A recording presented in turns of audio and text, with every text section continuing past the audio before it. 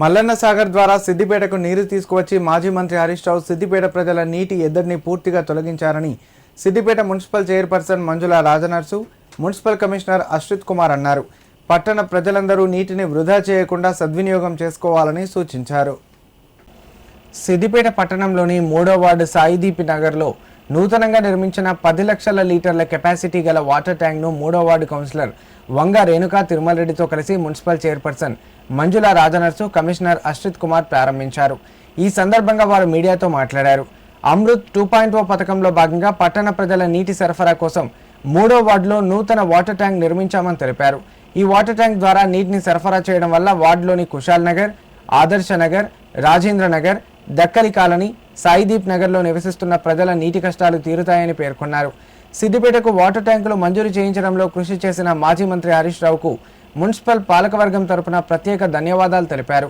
ఈ కార్యక్రమంలో కౌన్సిలర్ బర్ల మల్లికార్జున్, నాయకులు మేర సత్తయ్య, తిరుమల రెడ్డి, మామిల ఐలయ్య, ముత్యాల కనకయ్య పాల్గొన్నారు.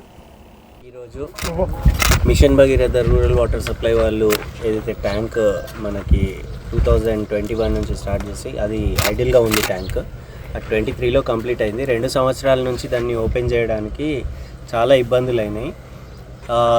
దాంతో కలెక్టర్ గారి దృష్టికి తీసుకెళ్తే వారు ఆర్డబ్ల్యూఎస్ వారికి ఇన్స్ట్రక్షన్స్ ఇవ్వడం జరిగింది. దాని తర్వాత వర్క్ కంప్లీట్ చేసి ఈరోజు వాటర్ రిలీజ్ చేయడం జరిగింది.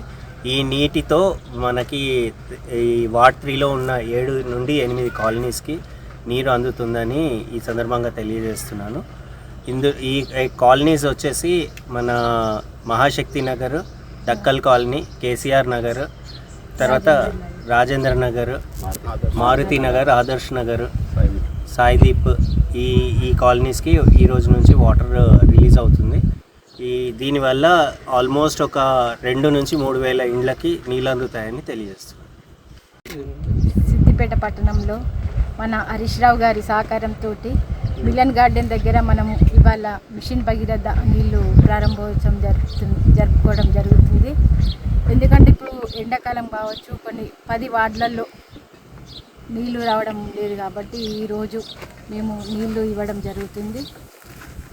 ఈ సమ్మరు దృష్టిలో పెట్టుకొని ఈ పని ఆగిపోయిన పనిని ముందుకు తీసుకొచ్చి ఈ సమ్మర్లో అందరికీ నీళ్లు తాగిపోయడం జరుగుతుంది.